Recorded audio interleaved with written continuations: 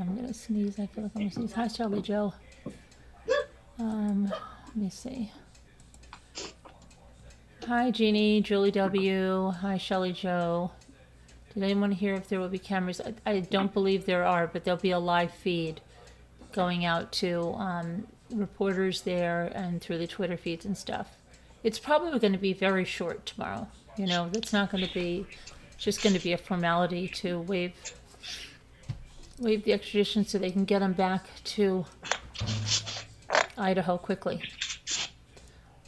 Let's see. Deborah, farm wife. Okay, so today, hi Chris Ree.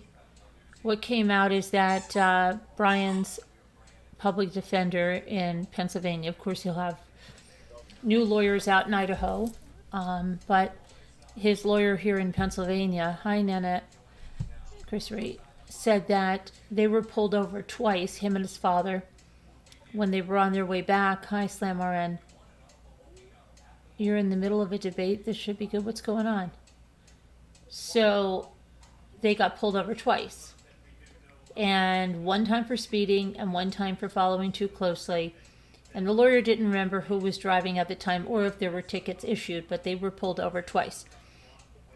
It's also been noted that they were started to be surveilled as they made their way back. And so were they pulling them over just to keep tabs on them or whatever? We don't know that yet. Anti-millions.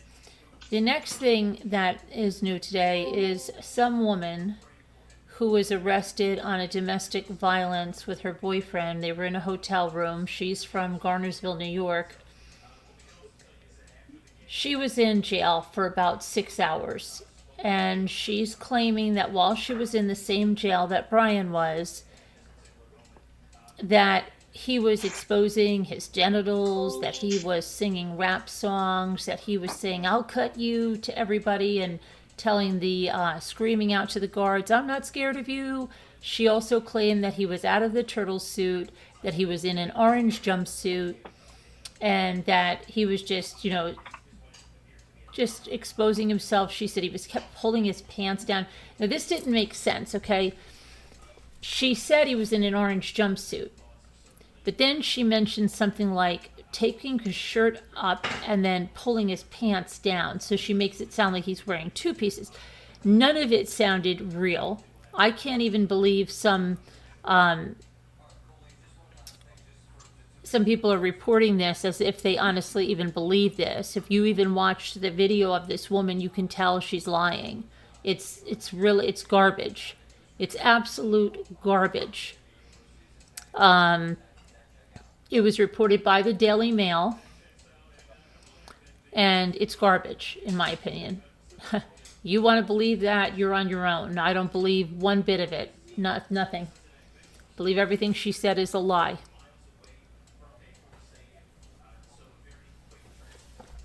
So you can believe that. The other reports are, another one says that he's laying on the floor in a fetal position and staring at the wall. He was in the turtle suit. Slam, she said he got taken out of the turtle suit and he was in a jumpsuit, and she's saying all this crap. It's nothing but crap, in my opinion. Total crap. What is a turtle suit? Turtle suit is a suit that they put on you. It's an anti-unaliving suit, so that you don't hurt yourself. It's like most of them are put in it. If you see their mugshots, a lot of them have it on when they go for the mugshots. But it's like it looks like this. We checked them out. It's like it almost looks like an umpire, an umpire in baseball, and they have that really quilted thing they wear in front. Yeah. It's like a whole suit like that, and it looks it looks like we studied them with the which case was that? It was little Jimmy Rogers. That's that case with we went heavy into the turtle suits, and so but you'll see them. They look real quilted, and they're usually like they're just like straps over here. Then they're usually like in dark green, or sometimes they're in different colors. But almost everybody that gets a mugshot like that's in it has one of those on now. They do it. It's almost mandatory for the suicide watch. So let's see. Then he might have had a friend or acquaintance a couple hundred yards north, but he asked if anyone. The other bit of tidbit that's been reported today, which that apparently he had a downstairs neighbor that said that he was cordial whenever she saw him, but that it was very hard to live underneath him because allegedly he would vacuum at crazy hours of the morning, and it seemed like he was cleaning or moving things around, she said, almost as if he was up all night. Okay, again, that was a news source that they said they spoke to this neighbor, so you can take that for what it is. Hi, Dee Dee. Sounds a little Dahmerish. Yeah, Jeffrey I don't Dahmer? know. He Yeah, did stuff like that. I don't know. Yeah, and then let me see what else was new. So we went into this stop. The hearing is tomorrow at 3:00. I imagine it's gonna be very quick, and then he'll be on his way. If it proceeds the way he said, he'll be on his way back to Idaho. Whether they'll be flying or driving, we don't know. They're not going to tell when he's going and how he's going for security purposes. What else did they say? Mr. Gonsalves was on CNN. I saw him earlier with his lawyer, Shannon Gray. Basically, he said he's going to watch what he's going to say. He doesn't want to say the wrong thing anymore. That he intends to be in court in Idaho, and I think some people have mixed that up and thought that he's coming to Pennsylvania. There would be no point. It's not really going to be any big thing tomorrow. It's just going to be a formality. So he said he will go, but he doesn't know if he'll be at everything in Idaho because he has to work. Maybe his wife will go to some. He'll go to some. Let's see. They did read him the family statement. Like I said, he said he's going to be careful what he says. And that perhaps he said things that he shouldn't have in the past, so he's going to be careful now. And his lawyer, what does the lawyer say? Really wasn't a bunch going on with that, except that the memorial for the girls was very nice, and they were glad that the arrest was made before that, so the focus could be on the girls. And trying to think of what else. What did I say here? So there are tons of rumors coming out, tons of people coming out who are just saying everything and anything, tons of publications who are just reporting anything, tons of YouTube channels just running with anything. So you really have to watch, what you're seeing, and don't. The problem is that a lot of these rumors, they get legs, and those are the things that people remember because they're usually salacious, and so they come on and they keep saying it over and over, and you say, no, that's not true, that's not true. But yeah, you think he was on drugs. A girl said he was on drugs in the past and knows him. And you know what happened? Again, grain of salt. What? Who? Jeremy Renner, the guy who's Hawkeye for the Avengers. Yeah. You know what happened to him? Snow plow accident. Yeah. Well, yeah. It was a snow cat. It's like one of those things with those like big treads on both sides of it, and I guess it ran over his legs, and he's got significant blood loss and other, trauma to his chest. He's undergone a couple surgeries. Yeah. And the other guy from the football is, still he's in critical condition, they say, but that's all I can say. She's talking about life. It's been said. We don't have any proof of that. It's only what's been said. Did you think Brian posted on Reddit within the last month? No. No, all those fake profiles going around. No, I don't think. There are so many people going around, Charles, posting fake Instagrams, fake Facebooks, fake Spotify's. They're putting music out. Oh, look what he was listening to. It's all fake. It's all fake.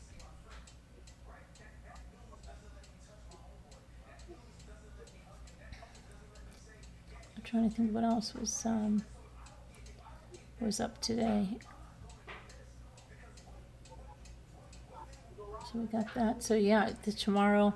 It'll be interesting when the arrest affidavit is released in Idaho. So we'll see exactly what type of biological genetic material they have on him, because it's going to be important. If they say it came from under the fingernails of the victims, that's really important, you know, and that it's just not some trace DNA that they found on a door handle or something. So that'll be interesting to see that. And they should be unsealing the affidavit soon after he stands in the Idaho court on these charges. Oh, they did say that his lawyer did say that when he went down to the police station when he was arrested, he did speak with the investigators for 5 to 15 minutes until they asked him about the murders at the University of Idaho, and he said, well, they're 10 minutes from me. And then he asked for counsel. So that was it, somewhere between 5 and 15 minutes. Let me see what else is going on. I don't think of anything else. German.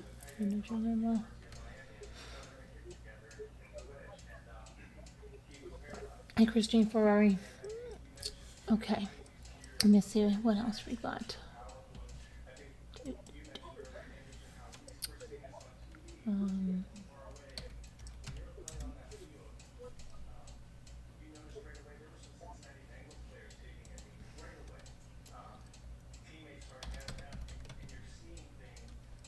Okay. Let's go over here.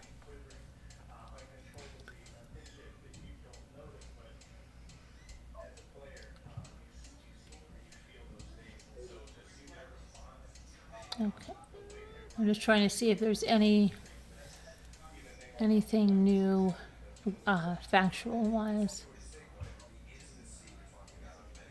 People are putting out all these theories of where the DNA was. They're going on crazy, saying they know insiders on the case, and it's just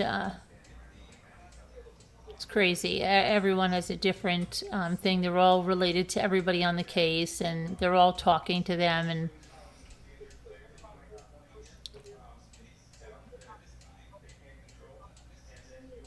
let's see. So I'm not seeing anything like that. Oh, there was another faker post. They were carrying out the evidence from Brian's apartment, and on top, the investigators had their package of shoe covers, and so it was going around in this Facebook group that, oh my gosh, look, he had shoe covers. They took his shoe covers out, and I mean, it's scary. Yeah, it's scary. Okay, let's see here.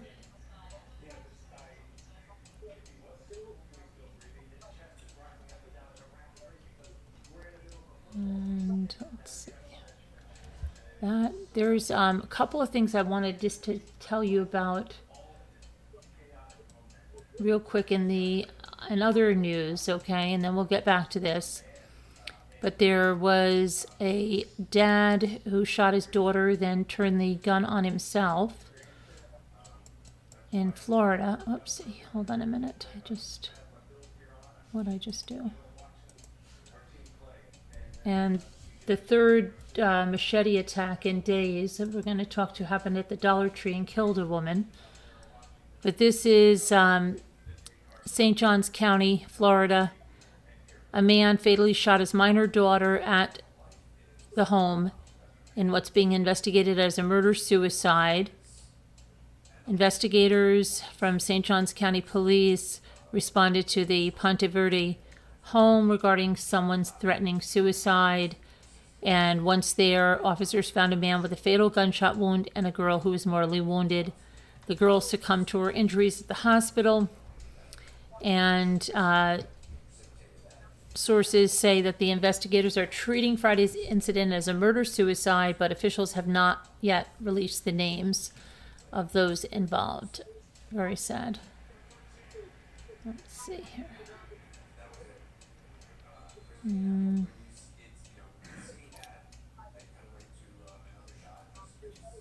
There's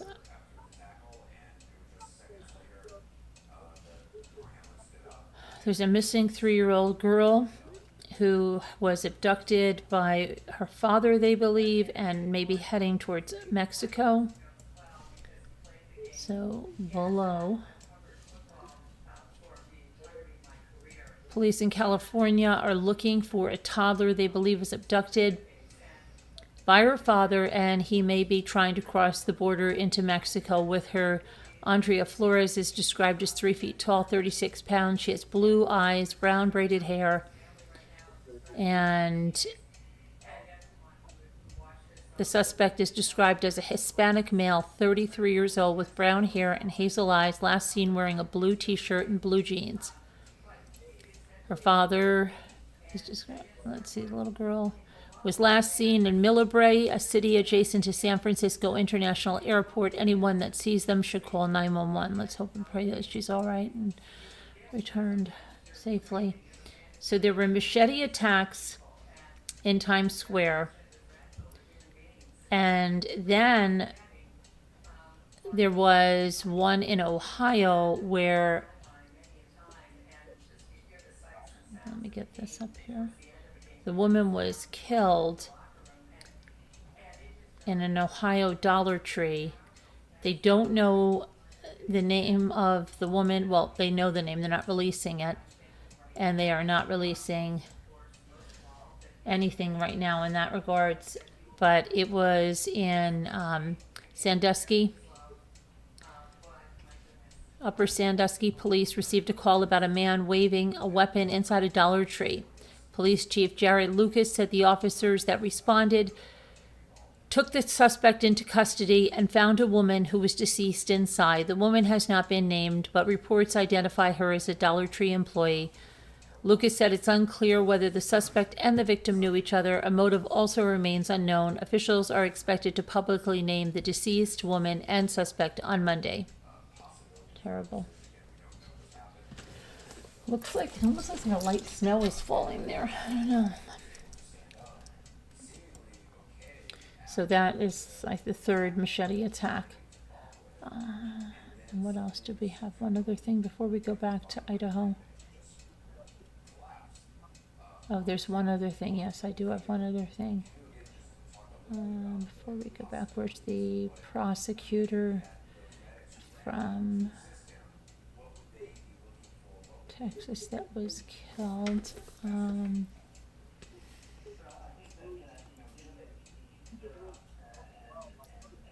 heck is that? I just saw that a second ago. Oh, this, well, I want to talk about this one too.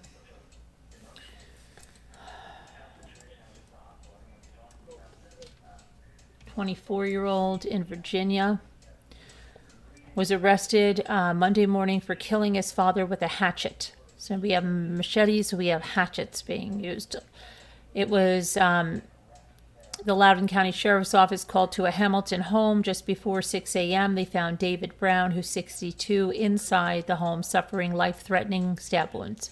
He was pronounced dead at the scene, and they took his son, Angus Brown, into custody without incident. Angus has been charged with second-degree murder and shoot, stab, cut, or wound in the commission of a felony. He is being held without bond. The sheriff's office provided no other information, but said that the victim's wife and another son were home at the time Angus Brown was arrested at a neighbor's home. We have so few homicides in Loudoun County, and to really start the year off with this is just tragic, said the sheriff, Mike Chapman. Neighbors said that David Brown had just retired a week earlier and was a really nice, very nice guy. That's really sad. And there was one other one, I think. And I have about this right here. Former prosecutors killed by her husband. Make this a little smaller. So this is sad. Jeffrey Brian McLaughlin, who's 58 years old, has been charged with first-degree murder in the death of his wife, Vanessa McLaughlin, who served as an assistant county attorney for Hood County until she resigned in April.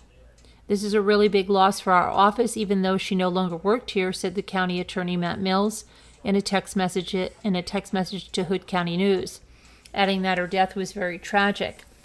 Mills said McLaughlin handled protective orders, justice of the peace courts, mental commitments, and other duties during her time in the office. Investigators have not revealed how McLaughlin died. We are still actively investigating this case, said the Sheriff Roger Deeds. And Deeds said that Justice of the Peace Roger Howell is conducting an inquest. Vanessa McLaughlin was the mother of 2 daughters, one who recently became an attorney herself. Deeds told the media on Monday that bond had been set at $250,000 for Jeffrey Brian McLaughlin. Sorry, McLaughlin. So that's what we have in the headlines. Let's go back to Brian now. See if any of you have questions you want to call in. Just ask for the number. You can call in. And ask any questions you have. Hello, Barb Olson. Let's see now. So just to recap, Brian and his father were stopped twice on their way from Idaho back to Pennsylvania, once for speeding and once for following too closely. His defense attorney, publicly appointed public defense attorney, announced this, but said he didn't know who was driving at the time, but that they were stopped twice, which could have been the police also just trying to keep tabs on them. So they didn't say whether tickets were issued either. And the lawyer didn't know. And then the second thing is, you can take it with a grain of salt. There was a woman that was arrested, and she was held in the jail where Brian is. She was arrested on a domestic violence charge in a hotel with her boyfriend. She's from Garnersville, New York. So she was held in that county jail for 6 hours, at which time she started to tell such tales about him singing rap songs, telling the guards, "Come on in here, I'm not scared of you, I'll cut you, you know I will." She said that he was exposing his genitals to her. She said he was out of the turtle suit and he was in an orange jumpsuit, but then she mentions him pulling up his shirt and pulling down his pants and them telling him to put his pants on, which doesn't make sense because she just said he was in a jumpsuit. So yeah, when they asked her the names of the rap songs he was singing, she couldn't even get them, and then she was like going through them. You could judge for yourself. It's from the Daily Mail. Does not look credible in any way, shape, or form. Looks like she's looking for 15 minutes, and if they paid her for this, probably that too. So yeah, other than that, they did, another media source said they spoke to his downstairs neighbor of his apartment, and she said he was very cordial when she saw him. She didn't have much to do with him, but it was very hard to live underneath him because he would vacuum like in the middle of the night, and he would be like moving things around or cleaning, and it was noisy. And so she said that was an issue. Whether that's true or not, we don't know, right? And the hearing tomorrow is at 3 p.m. I don't believe there will be cameras, but there will be live feeds through Twitter and stuff, and we will cover it, okay? And what else? Trying to think. Let me go over here a bit. It said if anybody wants to call in. Right, hard to pull down your pants, yeah. Would love to see Brian's face in the body cam of him being pulled over on the way to PA. You'd love to see his face in the body cam of him being pulled over on the way to PA. Well, I'm sure they'd have it, yeah. Hi, Janetta. Carolyn, I'm still here. Hi, Janetta Jones. Hi, Paladin. Um,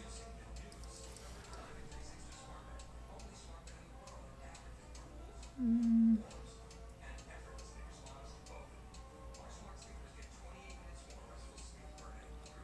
Did anyone do this?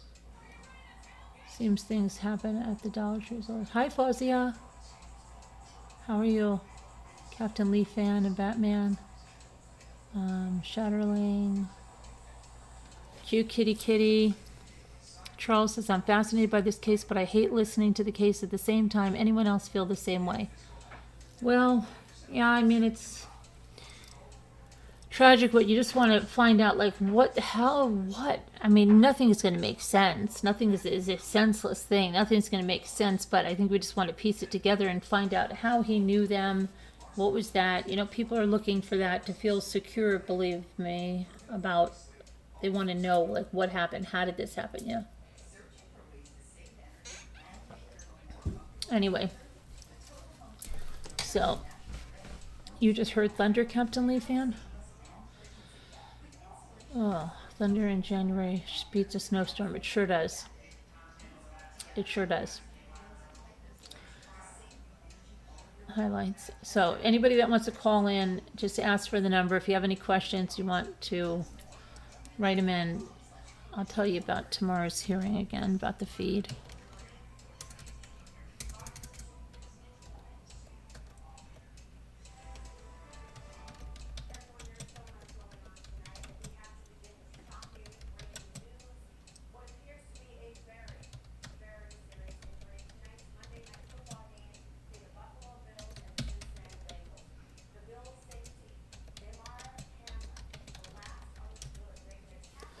Okay, let's see.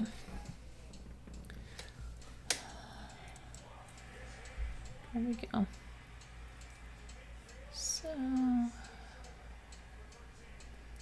So he's going to have his extradition hearing in the Monroe County Courtroom tomorrow at 3 p.m. Eastern Standard Time. It's the first step in getting more answers since the affidavit dealing what led law enforcement to Bryan Kohberger is sealed until he's back in Idaho. Tuesday at 3:30 p.m. 3:30 p.m. They said 3 p.m. 3:30 p.m. Kohberger is scheduled to be inside the Monroe County Courthouse in Stroudsburg, Pennsylvania. His attorney, Jason Labar, says he plans on waiving his extradition hearing to speed up on the process of getting him back to Idaho because Kohberger is eager to be exonerated. It was an easy decision, obviously, since he doesn't contest that he is Brian Kohberger. Criminal defense attorney John Waldron said if he was representing Kohberger, he'd ask for a mental health evaluation as soon as possible.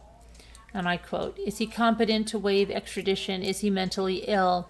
I think a psychologist should get involved to make a determination if he can consciously, willingly, knowingly waive extradition with his state of mind or whatever that may be," said Waldron.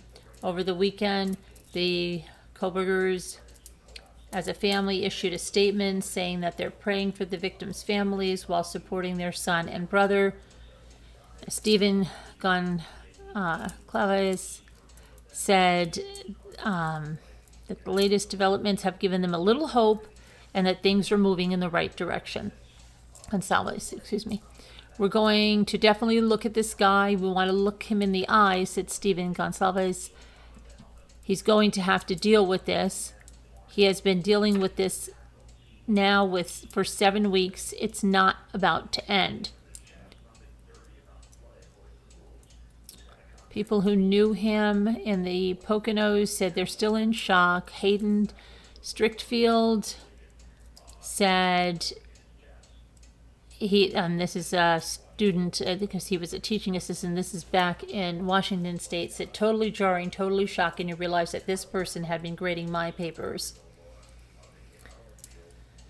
And this student said that before the murders, he was very strict, wrote a lot of things on the papers, was a very intense and hard grader. And then after the murders, everybody was getting like hardly any critiques on their work, and they were getting good grades. A lot of them were just getting hundreds back, you know.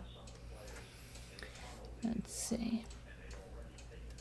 And so a former Pleasant Valley classmate going by the name of Cody remembers middle school. He said he was bullied a lot for his weight, the way he dressed, and he was just tortured. I felt bad for him back then, at least. He was very aggressive. He changed in high school. He was very aggressive, had an extremely short fuse, said Cody. As for what happens after the hearing, Waldron said no one would know when he would leave because of security reasons, but Idaho would come to get him as quickly as possible. That could lead to the documents, like the arrest affidavit, being unsealed, opening the door to more information and a potential motive or possible connection to the victims, both of which have not been released. So that pretty much says that. Let me see.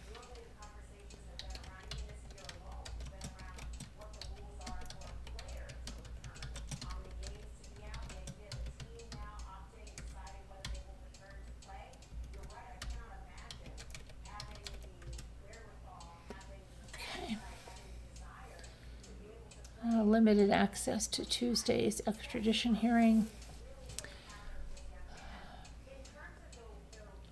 Court officials clarified Monday evening that while media access will be permitted inside the courthouse, there will be no cameras allowed inside the courtroom where the hearing is taking place. Reporters will be allowed inside the courtroom on a first-come, first-served basis per Pennsylvania Supreme Court rules.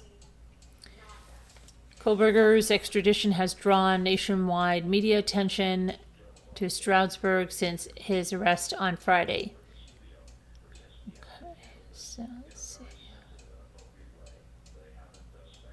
Ahead of Tuesday's hearing, Kohberger is expected to be transported from the Pennsylvania Correctional Facility in Monroe County to the courthouse. Kohberger was arrested on Friday, we know that.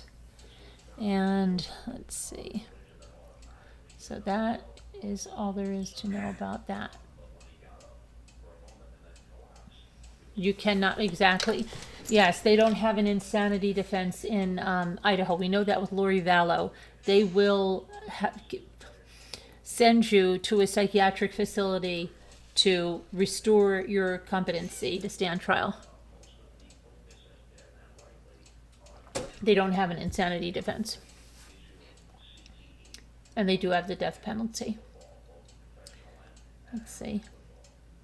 I hold the view that there is a 50% probability that Brian K. is going to be convicted. The conviction tossed out in a retrial and loophole on an outdated matter. Okay, Paladin. You're entitled to your opinion, Paladin. You want to call in? Call in, and if you'd like. Because I'll open up the panel for questions if you'd like. There we go.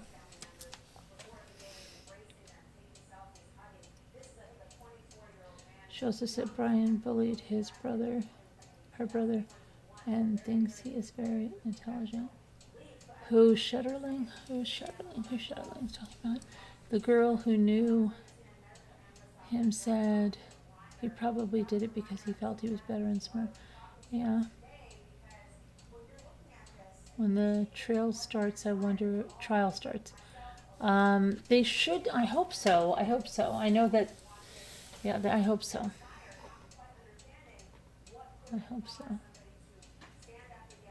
You also hold the coroner opinion that everything that happened to date is exactly as Brian planned, and law enforcement, not public, so far have fallen into the trap. You also hold the coroner opinion that everything that happened to date is exactly as Brian planned. I'm not sure what you mean by that. Hi Sherry, hi Cranky Babishka, hi Robity Bub. So,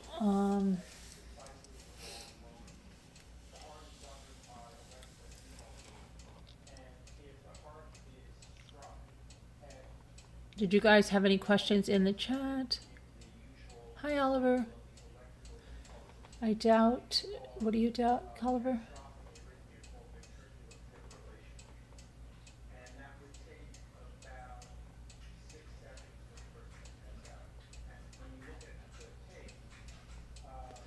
I don't know what Cranky doubts. Not Cranky, Oliver doubts. I doubt he wanted to get caught.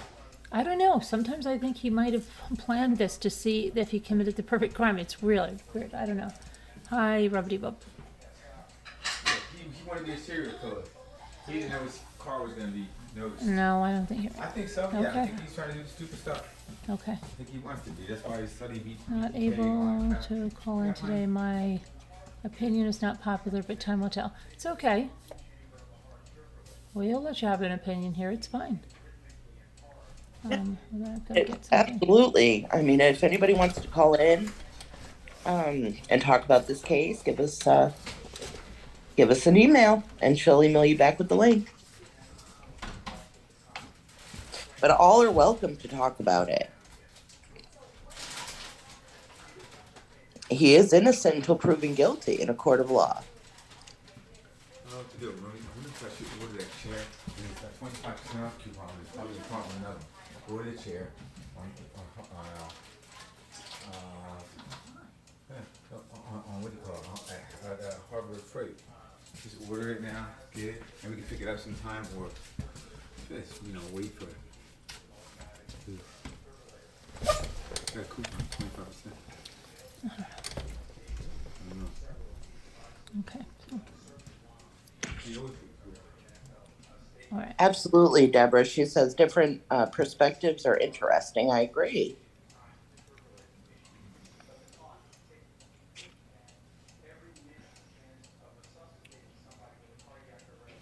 He wanted to know what it was like to murder someone. Yeah, did he plan on 4 people? I don't know. Hey, Captain. Hi, Christy. I wonder Hi, Robot People. why his dad flew to Seattle instead of Spokane or Boise.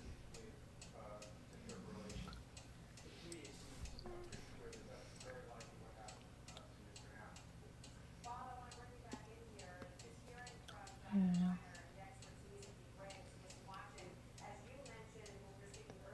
One of the cornerstones to his case will be DNA evidence found at 1122 King Road. And Brian K. supposedly had been there partying. Where'd you hear that, though? It's 11:11. Make a That wish, may- please.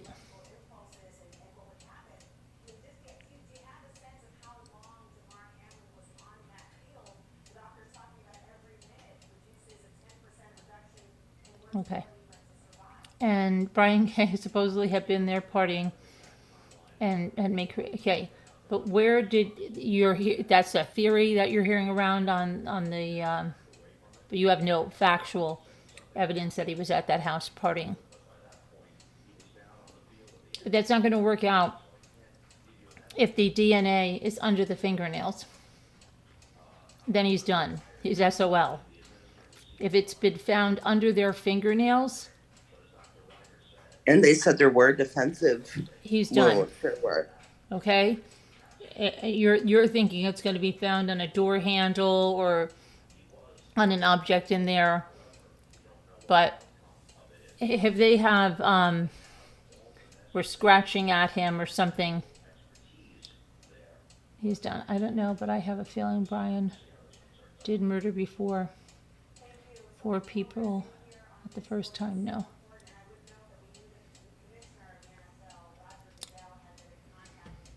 Well, that BTK guy is supposed to have murdered 4 people the first time, didn't he? Snow sent Carolyn a message. Okay, he wore gloves, but if they scratched at him, Oliver, then they would have stuff under their fingernails, and they did bag their hands, of course, and so that's all it would take. Okay, let me see. I agree. There's really no other way to explain DNA away under the fingernails now. So there's no other way to explain that. The attachment you said it says unavailable. No.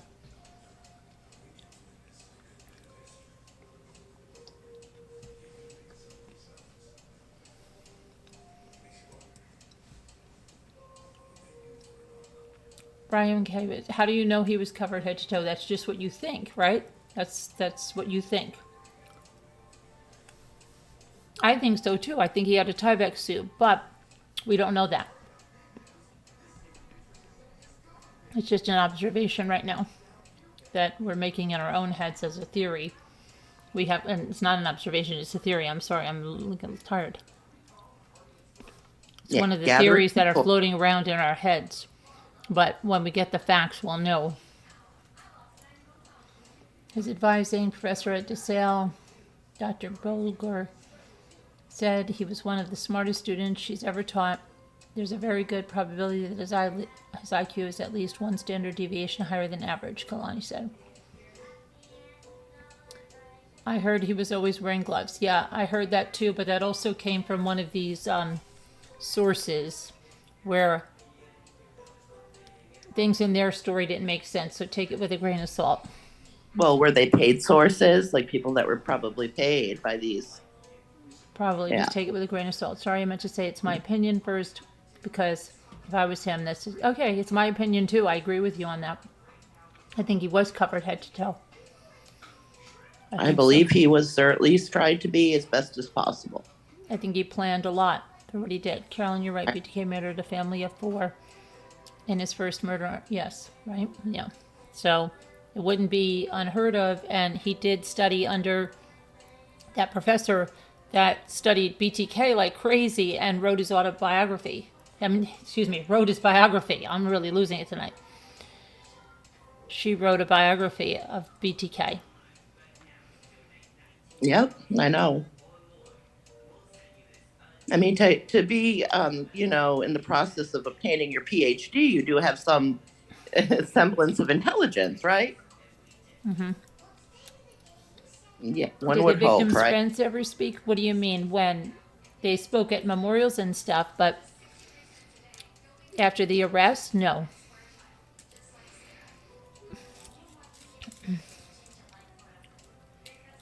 The arrest wasn't even mentioned at the last memorial.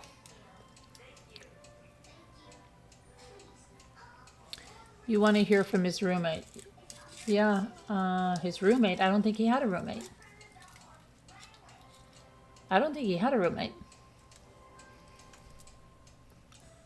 Mm-mm. He lived alone, by all accounts so far. Mm-hmm.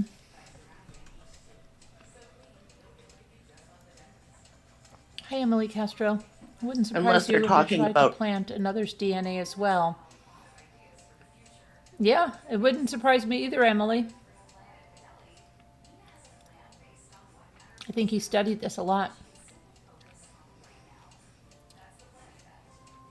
Yeah, I think he studied it a lot. Do you think he almost anticipated going through this process, like getting caught? Like, is that weird? Sometimes I think, yeah, I keep having I don't want to say feelings that he planned all this in order to, the perfect scenario maybe for a future book or something, that he's going to get off and then he's going to write this book, How I Got Away with Murder, how someone can get away with murder. Like, I didn't do it, but if I did it, this is how I would have done it. Right, like OJ, right? Yeah. Well, yeah, I mean, that's if I did it, this was maybe what I did. I didn't do it, but if I did it. How you doing to me?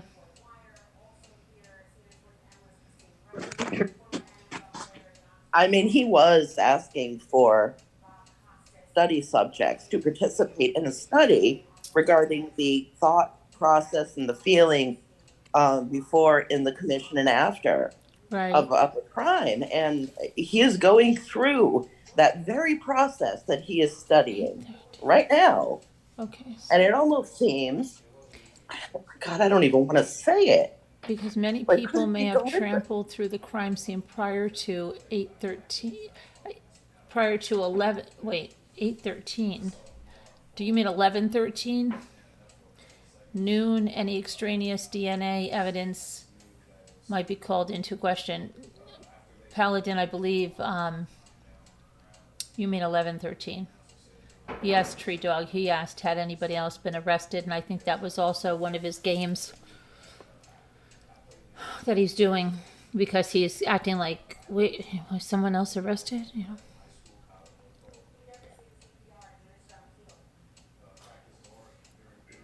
M said he can't write a book. He can't profit from a book. But I'm saying that he's thinking he's going to get away with this and then write his book. He's not going to be behind bars writing the book and profiting from it. Why do murderers throw their lives away? Most people get caught. I know. And the U.S. has such long penalties. I know. I hear you, Schmettering. What would make someone want to do this or think that he would get away with this? He just thinks he's smart. 11:13. That's what I thought. Okay. Mm-hmm.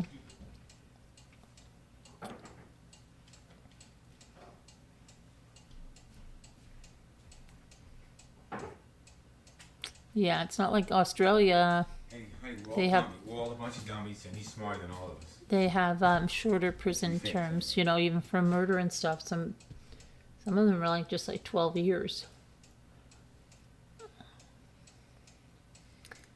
Eating a non-vegan diet in prison. Yeah, but see, I think they do give you a vegan diet in prison. What? Yeah. What if you ask one? Yeah. Oh, yeah, I think you did. I also believe that he was going to make the Idaho murders the focus of doctoral work. We're one of the You needed to be. what happened? I can't hear you. You deleted your comment. I can't see it. We all got played. Paladin said, I resent your message, but you may have already seen it already. Okay.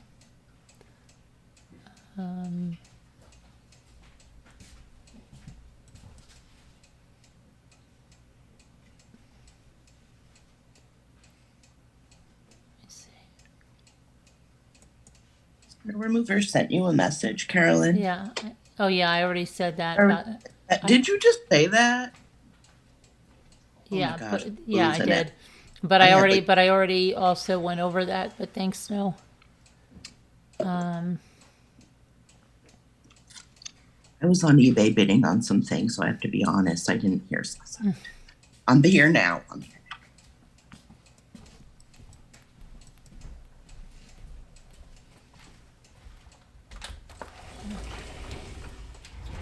Get in here.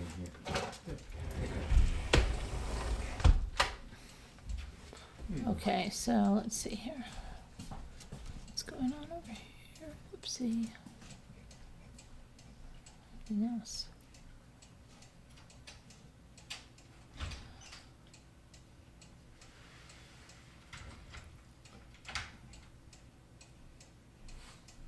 What does this person say? Somebody says they now have the car. They searched the parents' home and they've searched his Idaho apartment and did a search at his university. They mean his office.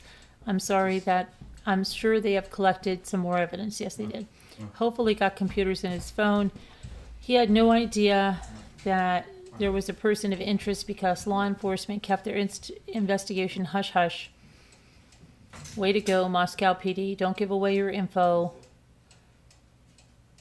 You all was on to someone. So I don't believe he hid things like he would have if they had said they did have a person of interest in that law enforcement, and that will give law enforcement a chance to get more evidence against him. In my opinion only, I believe that during his trial, evidence will come out about him in these murders that the public has no idea and actually be very shocked about it, as it did recently in another case I have followed for 6+ years. That was probably Delphi. Of course, everyone is presumed innocent until proven guilty. If he is definitely the murderer, they will not have any problem proving his guilt. Again, this is only my opinion. Okay, and someone asked, what case did you follow for 6 years? And someone said, only one that immediately comes to mind is Delphi, but that hasn't gone to trial yet. Let's see if they say anything.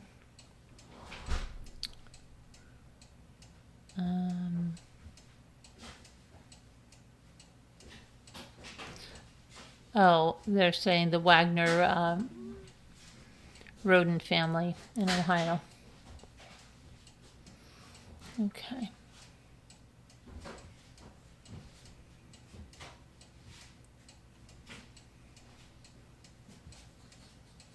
Then someone said, has anyone theorized that Brian was possibly trying to frame someone else for the murders that he committed?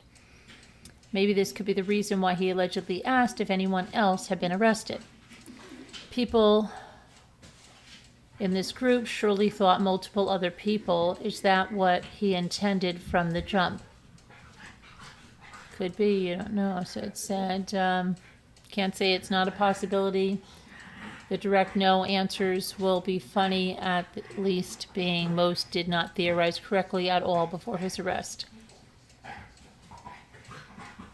Let's see.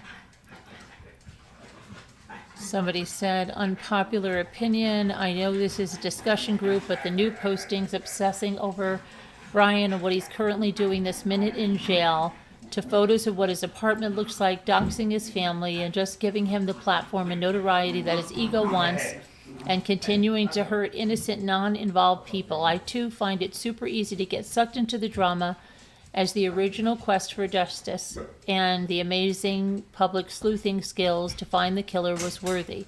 Now it suddenly feels gross. I wish there was a way to corral our energy and intelligence into something positive and proactive to honor the lives of Ethan, Zaina, Maddie, and Kaylee, and make a difference in the future. And before you come at me, yep, I can just leave the group or scroll on by if you don't like it. I don't care. I'm putting it out there. Maybe there are others who feel the same and wonder if we can all do something collectively better than worry about his current actions. He doesn't deserve our time and attention. We're being played into his fantasy of murder and infamy just like he hoped for. How do we all do something different and better than this? Seriously asking, as I have no clue. I just feel icky. Thanks for coming to my TED Talk. And somebody said, I totally understand where you're coming from. I feel like we might be off base for a bit because we want him uncomfortable right now. Scrolling for 15 minutes and absorbing the bad energy is hard on all of us. And since he has been caught, I see this is a period of anxiety for some of us, waiting for tomorrow's details. We're not going to get details tomorrow. We want justice served for these kids. We all want justice served at its highest for these families, and I am totally in for doing something better.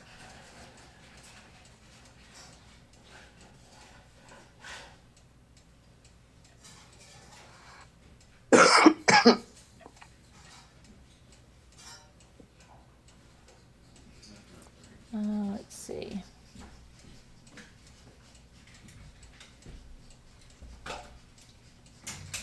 Oh my gosh, people are off to the races with stuff. It's so crazy.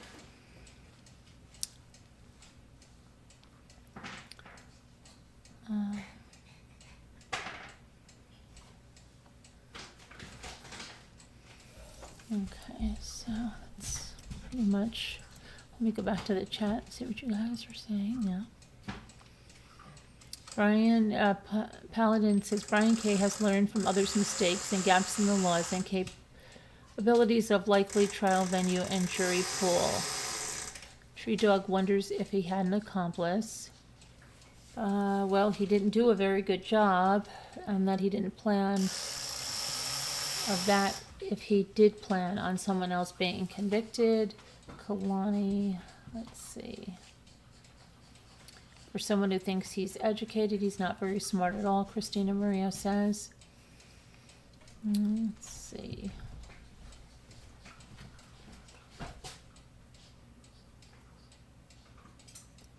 Paladin says Brian K. has been playing 3D chess while law enforcement and the public are playing Chinese checkers.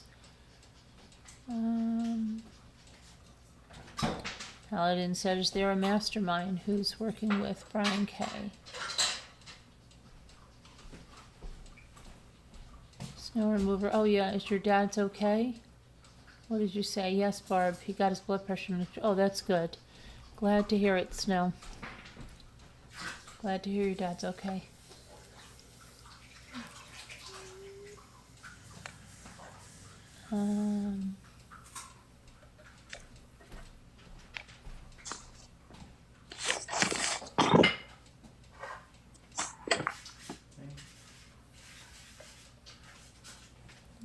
Let's see.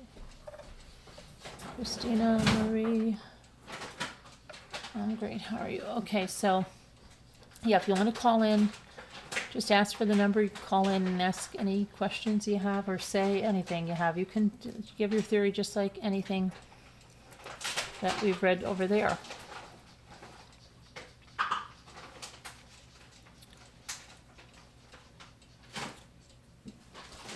I know we are true crime, but I think we should use his name less. Use more of the victim's name. He's no doubt loving his name out there.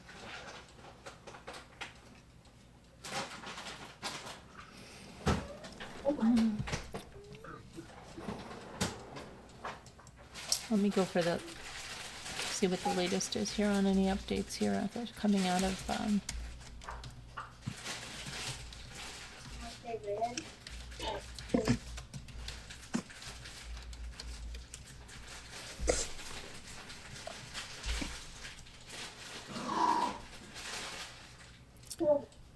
let's see. So what's this? Let's see, up to a minute here. What we know about him. Again, he's facing 4 counts of first-degree murder and 1 of felony burglary.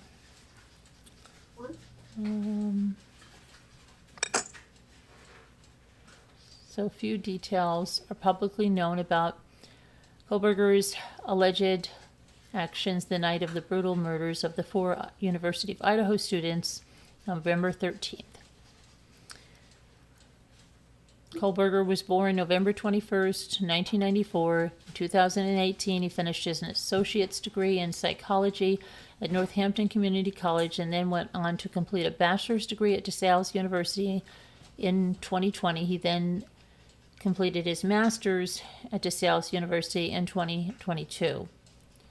The time of his arrest, he was enrolled as a PhD candidate in criminology and was a teaching assistant at Washington State University in Pullman, Washington.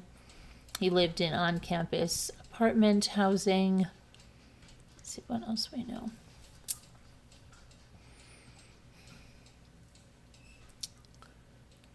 He drove a 2015 Hyundai Elantra.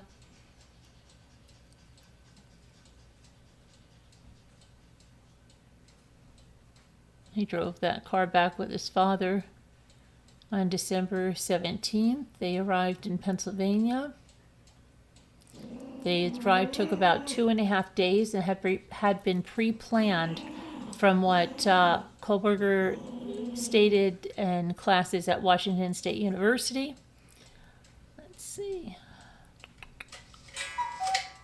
The police have not found the murder weapon.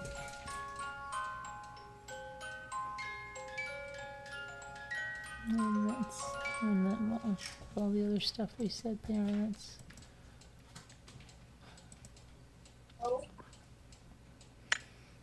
date.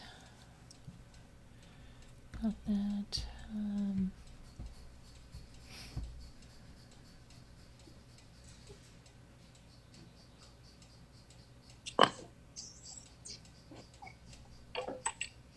Okay, here's a woman claims that he tried to break a window as a teen.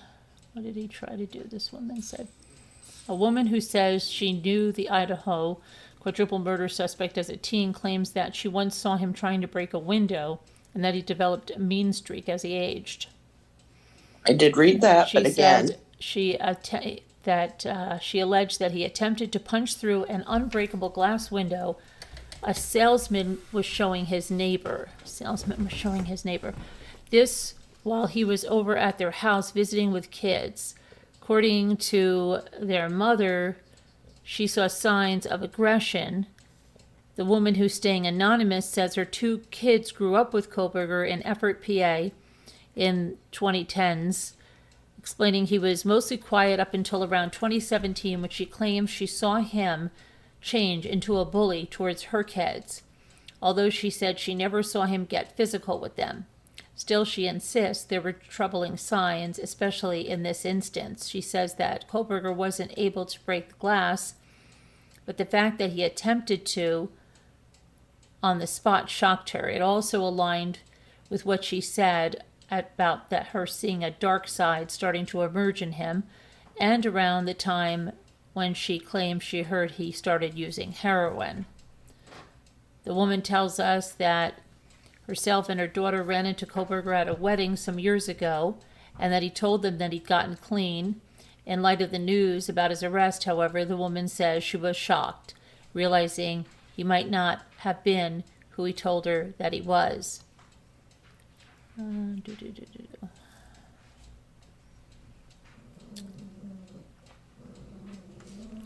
Again, you know.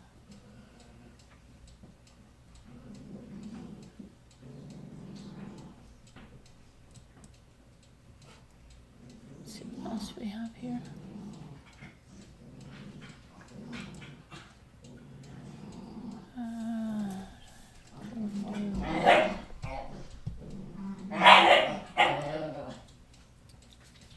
Neighbors, let me see here. Neighbors talk about if they have any signs. I think we talked about all these neighbors. Let me see if there's any others that have come forward.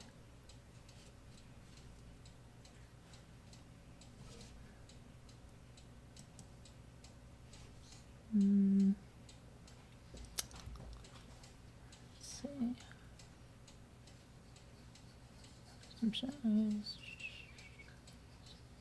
We got his family statement. We've done that too. Just trying to see if there's anything that's come out that you might have missed or anything.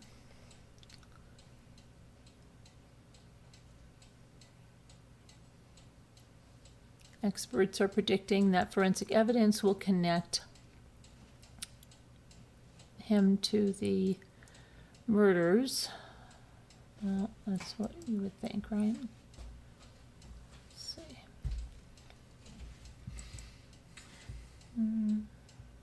Okay.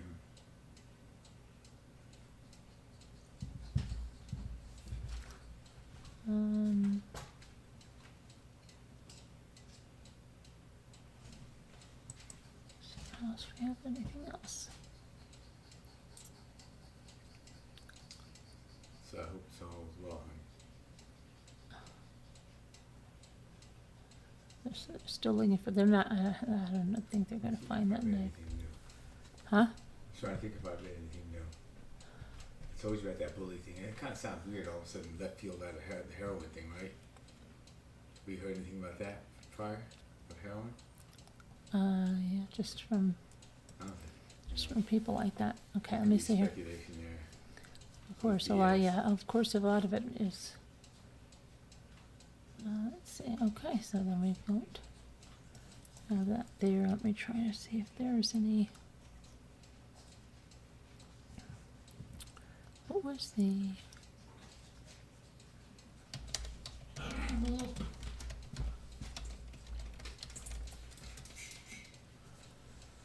Okay.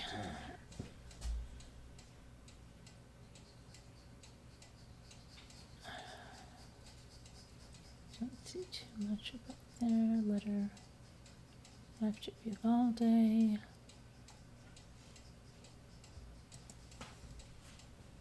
Okay, so yeah, I mean, I don't see anything else coming out there. Let's see if you guys have any other questions. Hi, LMNW.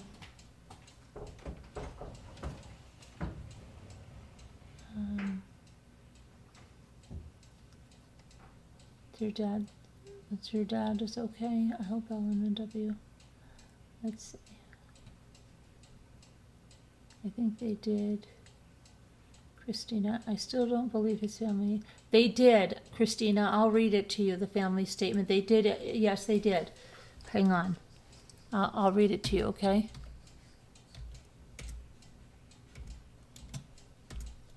They did issue a statement.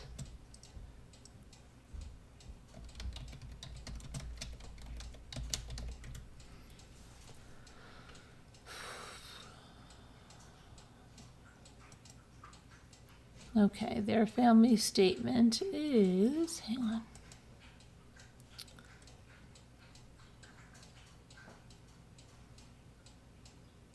Supervision tools like those found on Okay. On behalf of the victims, okay, let me see if we can get the whole statement without, because it is in a letter. I just want to get the whole thing without the commentary on the way in.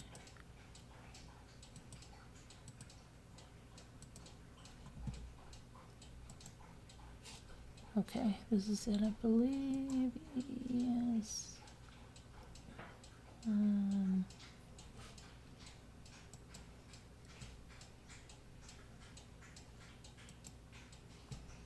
Okay.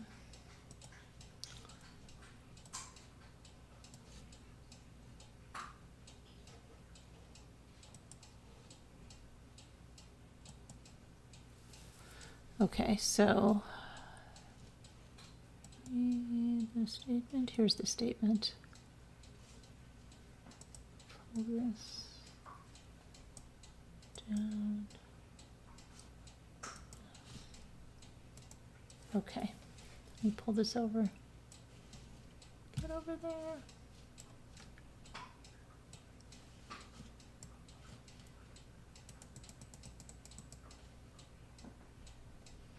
Press release, Kohberger family statement. First and foremost, we care deeply for the 4 families who have lost their precious children.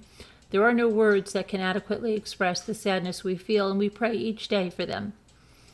We will continue to let the legal process unfold, and as a family, we will love and support our son and brother. We have fully cooperated with law enforcement agencies in an attempt to seek the truth and promote his presumption of innocence rather than judge unknown facts and make erroneous assumptions. We respect privacy in this matter as our family and the family suffering loss can move forward through the legal process.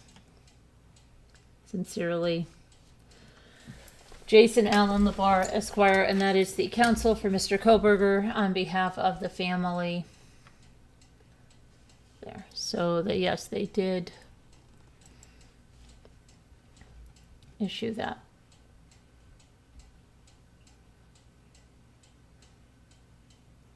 Okay. Yeah, prayers LMNW and prayers for Snow too.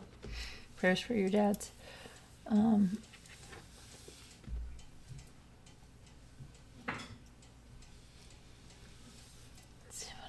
Anybody else have any other questions? Let us know. Let us know, or you can call in if you'd like. Hi, Janae. With any questions? Oh my goodness, these two fighting over a bone.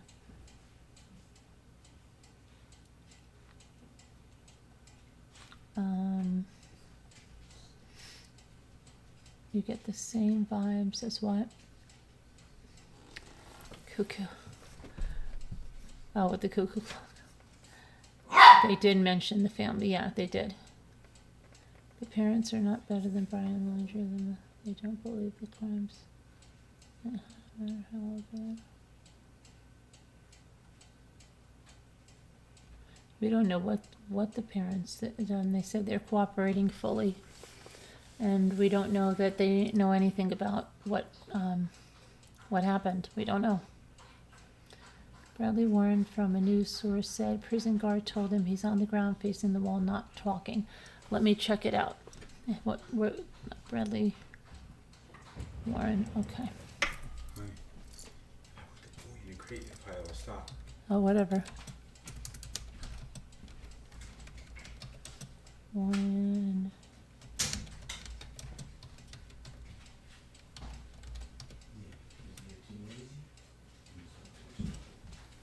Okay, let's see.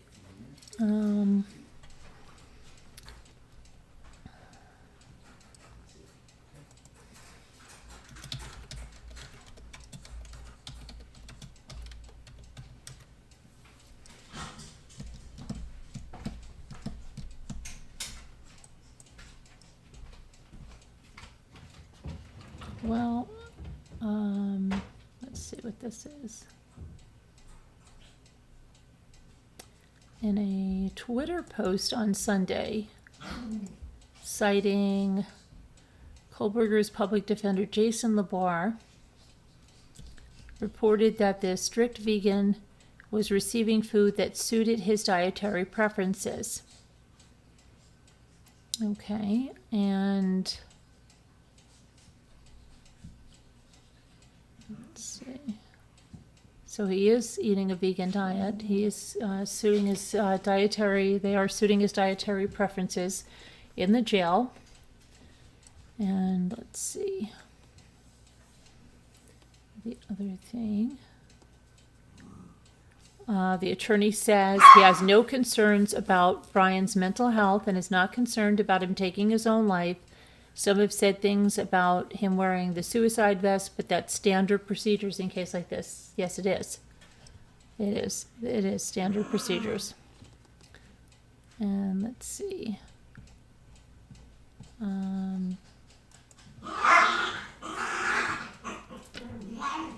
Hold on a second.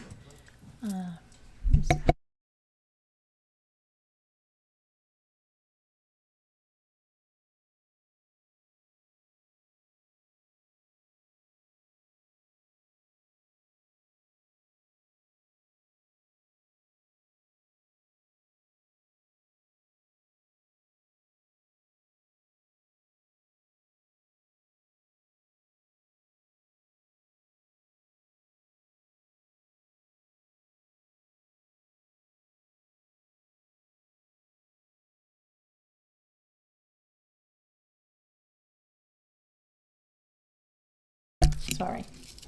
Okay. Let's see what else we have. I'm going to try to find that other thing.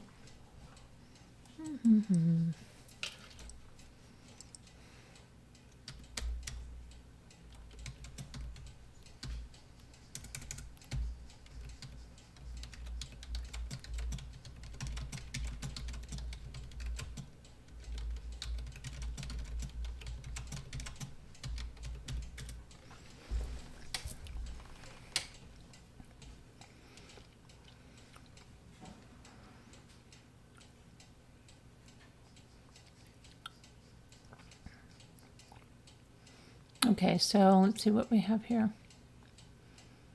Well, according to a new report, let's see.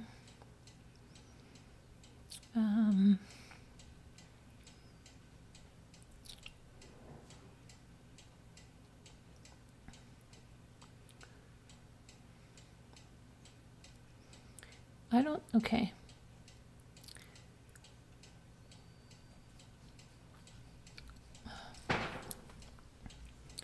This isn't such a...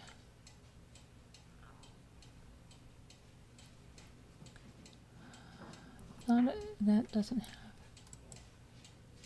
that there. Let's see. I'm not seeing that snow. Not from a real source yet.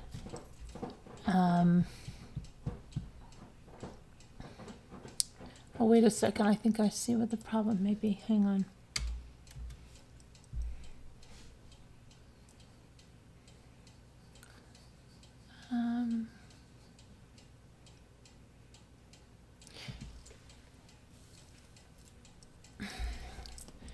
Yeah, I don't know how. Sportskeeda.com.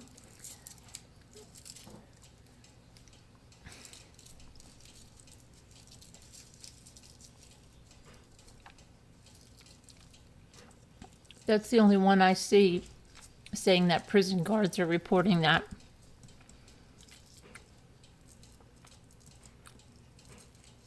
That he's been on the floor facing the wall and not communicating.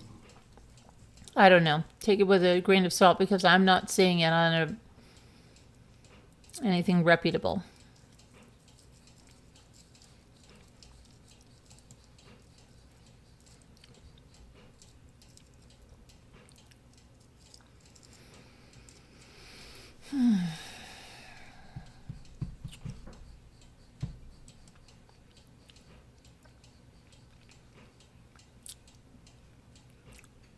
Yeah, I don't know.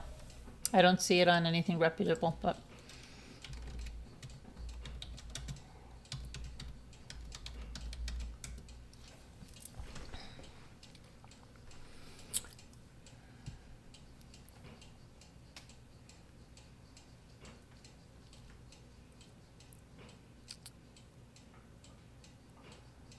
oh, let's see. Let's see.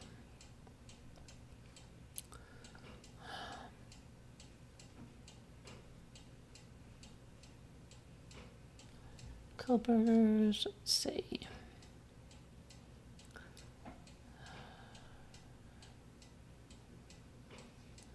I just don't think that's, I think that's about the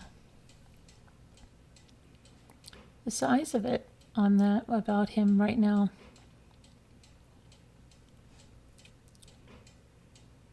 Family of Idaho.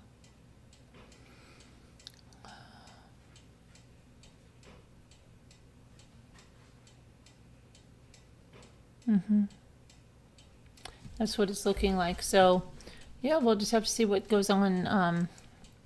He's got to get back to Idaho, and then hopefully then that arrest affidavit will be unsealed, and we can see what they have on him, what kind of forensic evidence. Hi, Bucky Ann. They don't want to go for a walk. No. They've already been out. They're puppies, and so they're just trying to, like, assert their dominance. Who's the top dog kind of thing. They're fine, though.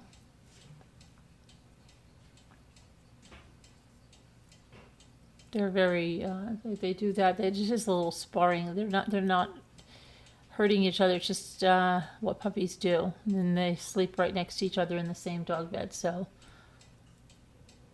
well, they actually, all four of them, they sleep with my 12-year-old and a 12-and-a-half-year-old Maltese too, until she, unless they move around too much or bother her too much, and she'll tell them to take a hike.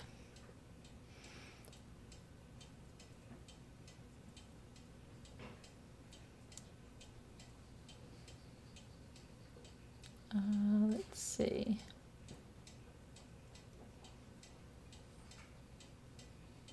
But Carolyn, kudos to you for doing the hard work and effort you put in. Oh, thank you, Fazia. Nice to see you. But yeah, we'll follow what's going on with everything and go through the affidavit when it's unsealed. I don't know what else.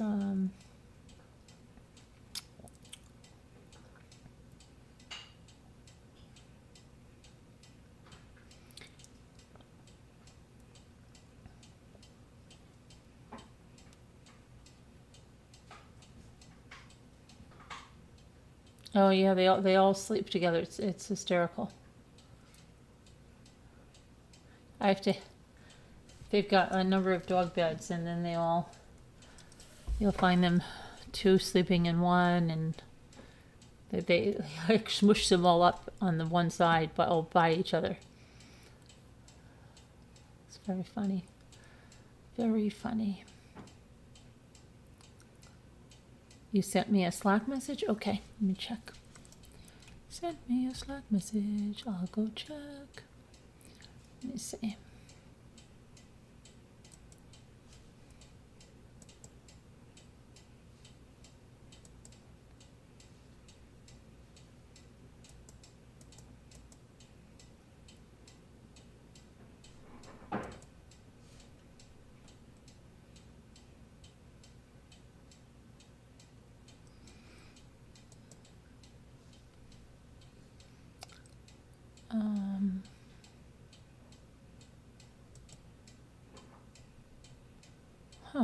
That's interesting. So it appears that someone may be calling the Corner Club.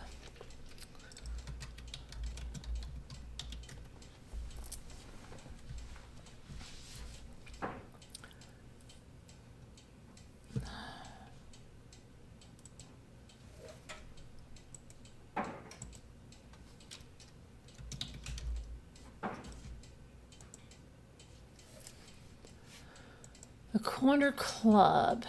Let's see. They're saying December 6th. I don't know where they're saying that. I'm on their website. Let me see.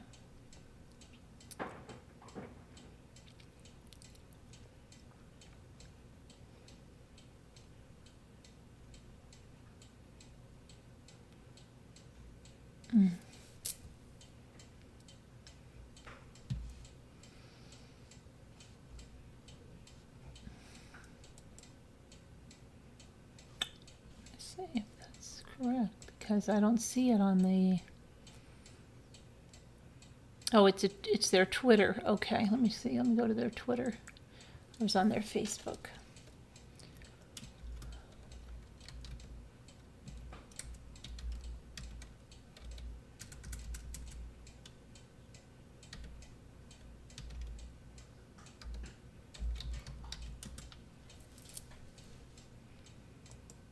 Okay, that is legit. So they said an hour ago, let me put this out there. Hang on. Let me pull this over. So an hour ago, the Corner Club said the suspect was not and has not been here. Thank you, Chris Ray. No one was removed from the bar the evening of the incident. Stop calling us.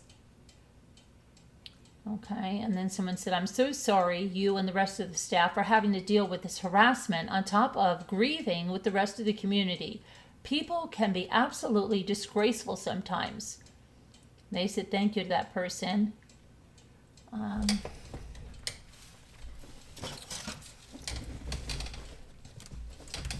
been curious ever since I heard it mentioned. I don't know what they're talking about over here, but can't imagine how it is to deal with all that nonsense. I can't believe people actually call, like the audacity, but I can't believe you answer the phone. Goes to show a small town. Sorry that your town is going through this. I'm sorry this is happening. Good for you for getting on Twitter to set the record straight.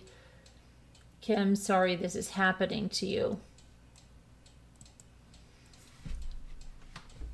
People are leeches. All the reports stated it was a bar in PA. Sorry you and your staff are having to deal with all the nonsense. People are just making up shite for clicks.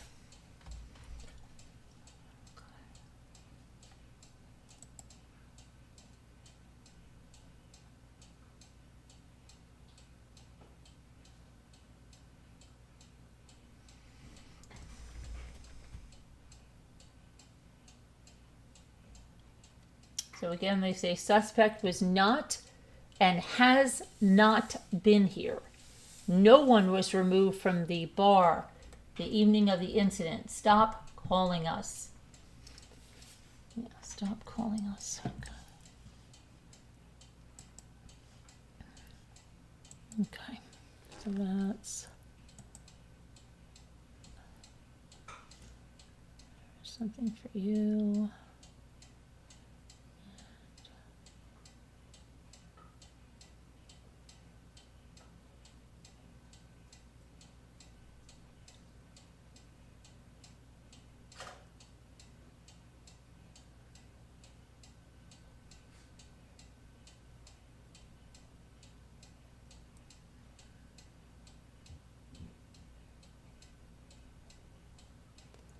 Okay, so let me see if that's anything else.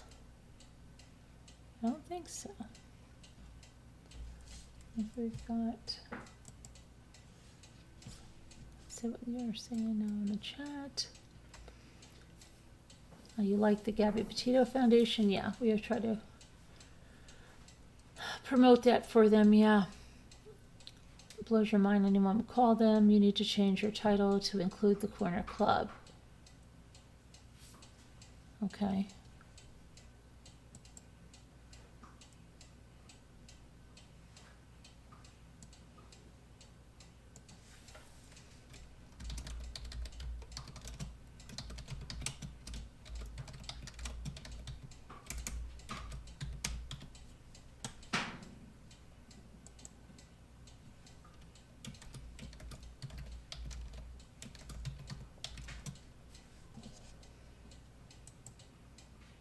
Okay. Let's see.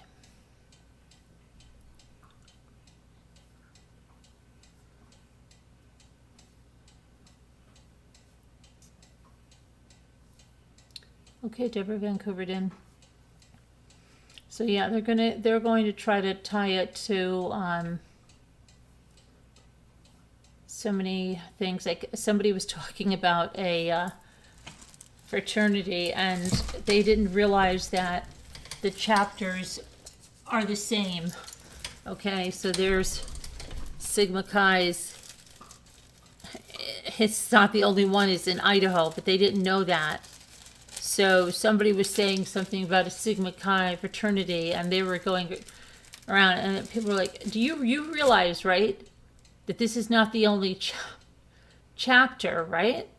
And they don't. There's so many people that are absolutely clueless, and they spread so much misinformation out there, and it just, for some reason, usually the falsities are salacious and they just take hold, and then you've got everybody repeating this crap that's not true, and it goes on and on and on and takes on a life of its own.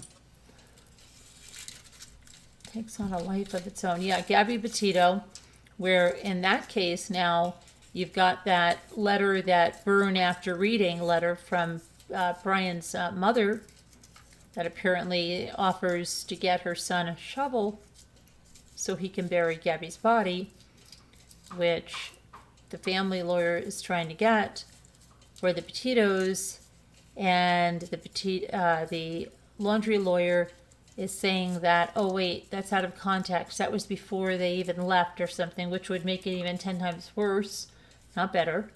So, yeah. Just crazy.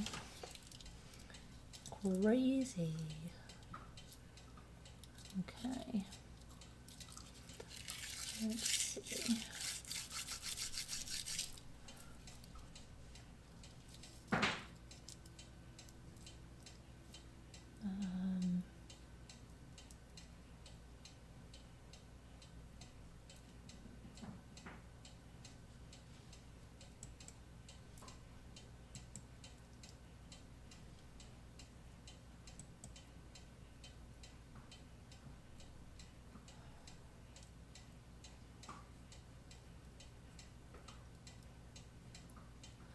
This is, okay, so this is the, let me see what this is.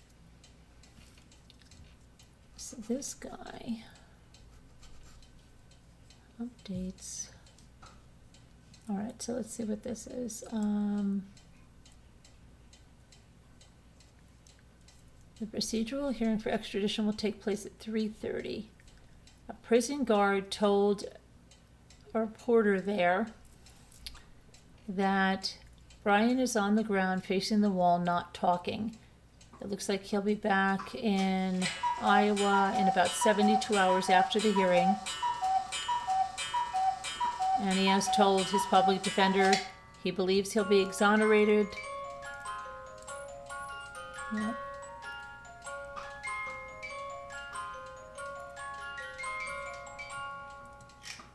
What is this? What is this?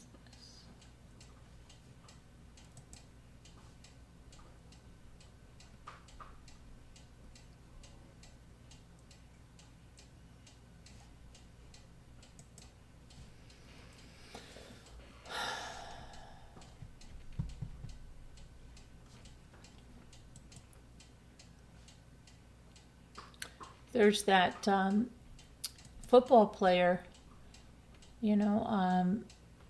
between the game tonight between the Bills and the Bengals has been indefinitely postponed after the Bills' safety, Damar Hamlin, was transported off the field by an ambulance. He is in critical condition at the hospital.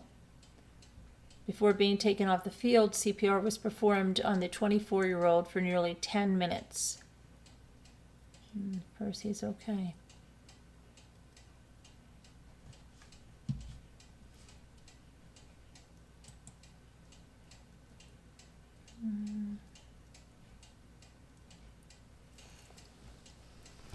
Okay, so let me put this over there.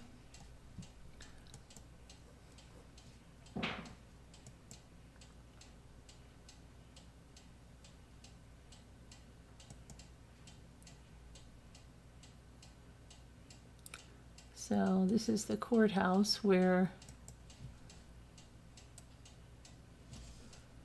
Brian will be tomorrow.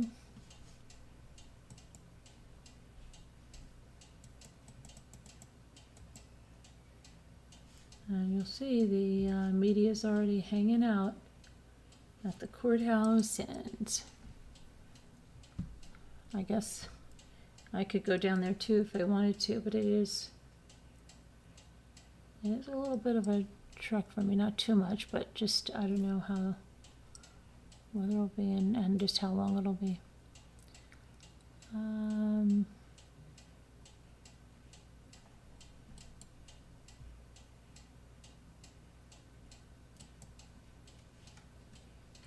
And this is the jail in Monroe County that he's at. Let's see.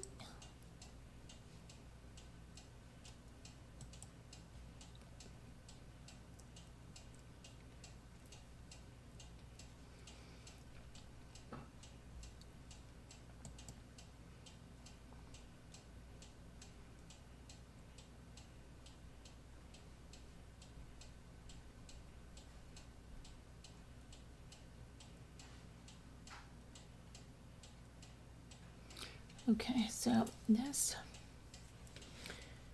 guy is from Montana. Maybe I came all the way over here. Huh. All right, let's see. Follow him on the Insta. Wake Up Montana. Came flying all the way from Spokane, Washington. Came all the way to Pennsylvania. Brian Enton is over there as well. Probably really should go over there, right? Okay. Let's see here.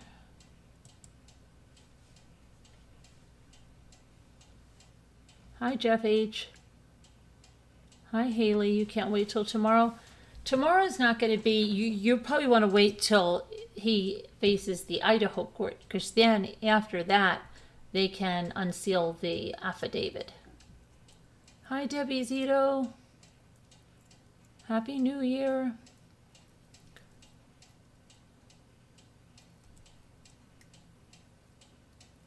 Robity Bob, go have a good dinner. So what do you guys think? You know, some people are like, oh, when's the trial? Like it's just going to be, oh yeah, oh, it'll be Friday. They don't even realize, right? Hi, Vanessa Renta. Just how long these cases take. Actually, go. I don't even know what the weather's going to be like. I wish he was facing the firing squad, just my opinion, LMW says.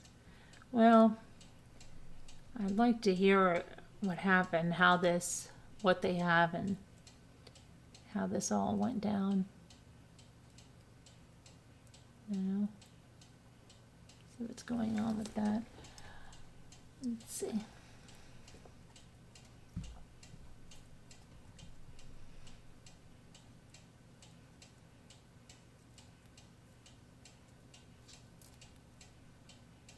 Hi, Liz Tops. So, for everybody coming in, I'll just recap real fast now. It's been confirmed through Brian Kohberger's attorney that on their way back from Idaho to Pennsylvania, Michael Kohberger Jr., the father, and Brian were stopped twice. Once for speeding, once for following a car too closely on their way back in. It wasn't said whether there were any tickets that were issued, and so we know that. And that was in, of course, the Elantra. Then, what do we have? What was the other update we had? We had a lady who I would say is fabricating a story, in my opinion, who is from Garnersville, New York. She was in a hotel with her boyfriend. The police took her in, arrested her because something happened with her boyfriend, and she was charged with domestic violence against her boyfriend. So she was taken in, and she was in the same jail being held from like 6 in the morning to 12 in the afternoon, to which she says during that time that Brian is doing all of this stuff that just sounds so crazy, that he's running around saying, I'll cut you, I'll cut you, I'll cut you. If you come in here, I'm not scared of you, I'll cut you, and singing rap songs and exposing his genitals and pulling down his pants. But then in the next minute, she says he's out of the turtle suit and he's wearing an orange jumpsuit. So then how could he be pulling down his pants and pulling up his shirt? She was all over the place with the rap songs and everything. Sounded like she wanted her 15 minutes of fame, and maybe she was paid by the Daily Mail, where that originated from. Okay. So, yeah, Fawzia says the facts are getting buried in those rumors. Exactly. That's what's happening. And the extradition hearing is tomorrow at 3:30 p.m. We'll be on. We'll follow it through the tweets and everything, how that goes. We just read about how a guard at the jail says that he is laying on the floor towards the wall, not talking to anybody. What else?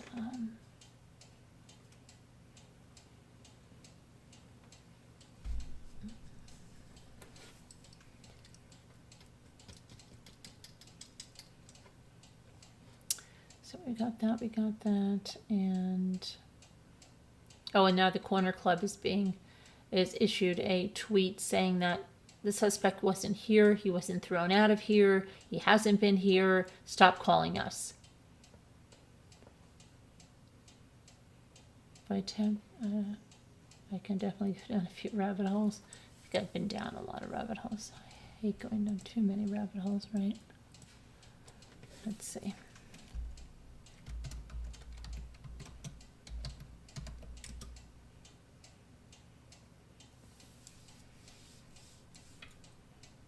Okay. More evidence is being analyzed by law enforcement officials after police searched the apartment of Bryan Kohberger. That's according to News Nation.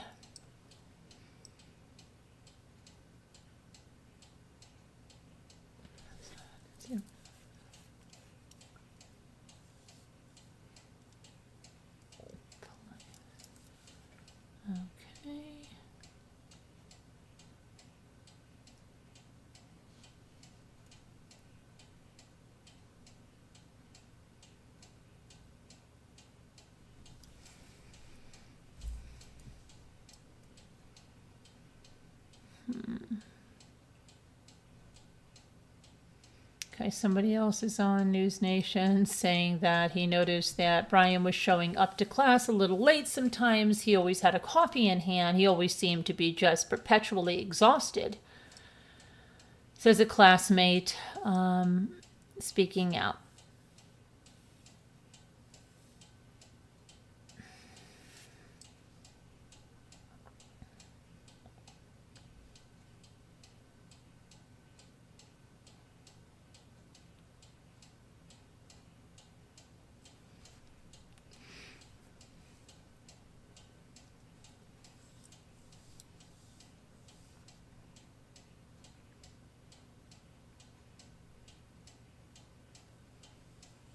Police in Moscow, Idaho, believe the suspect in the murders of the 4 students acted alone, says Chief James Fry.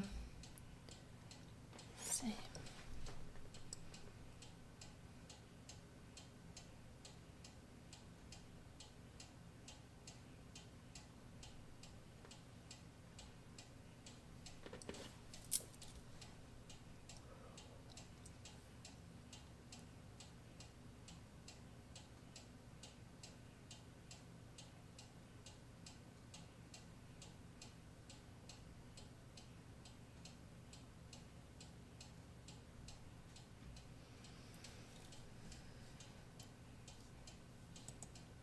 See if we have anything else here.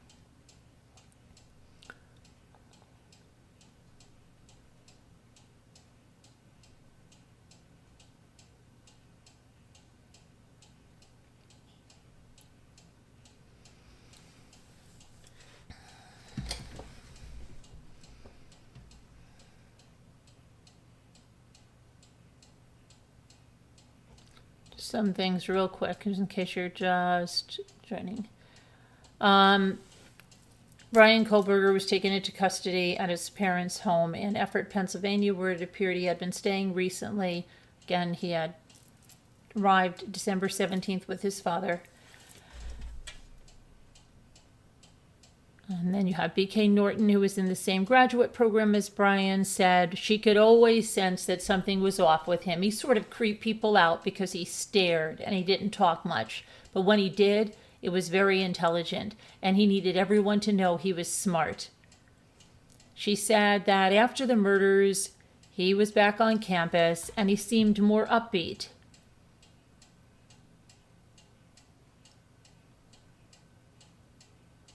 He worked as a security officer with the Pleasant Valley School District for several years, drawing some attention in 2018 for helping another security officer save the life of an employee who was having an asthma attack.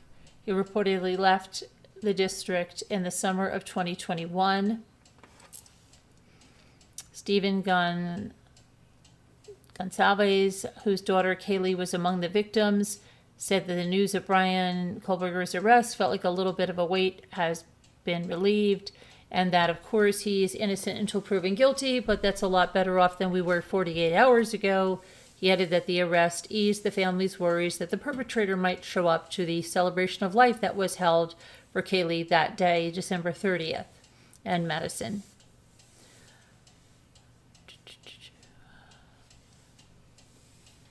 Fellow graduate in criminology at Washington State University said that Brian Kohberger was keenly interested in studying police, saying the student who spoke on the condition of anonymity because of worries about upsetting others in the department said that Kohberger had few friends at the school. He appeared to want to socialize, but had made offensive remarks in the past that had left him somewhat isolated.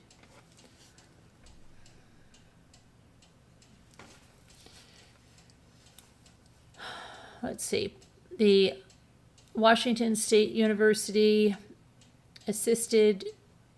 its police department assisted Idaho law enforcement in executing search warrants on Friday at Kohberger's apartment and university office, which were both on its campus in Pullman, Washington. Campus is less than a 15-minute drive from the crime scene in Moscow, Idaho. And there was a statement that the university hoped the announcement today will be a step towards healing.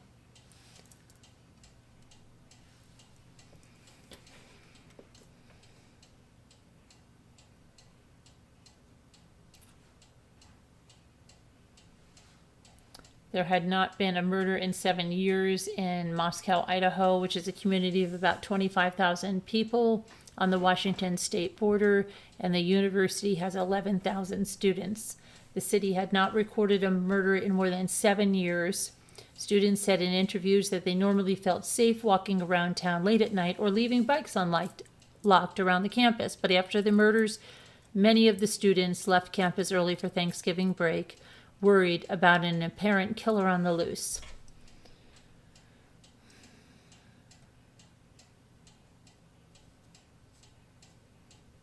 We have Andrew Chua, who visited him.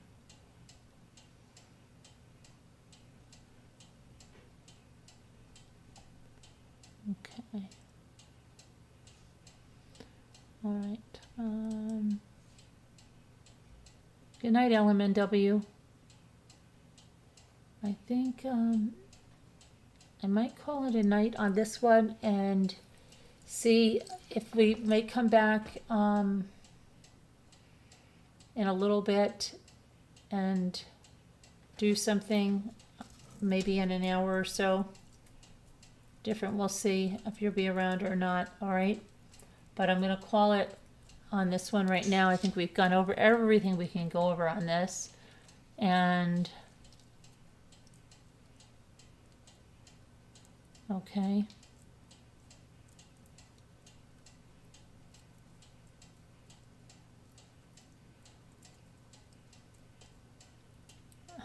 Okay, got to be.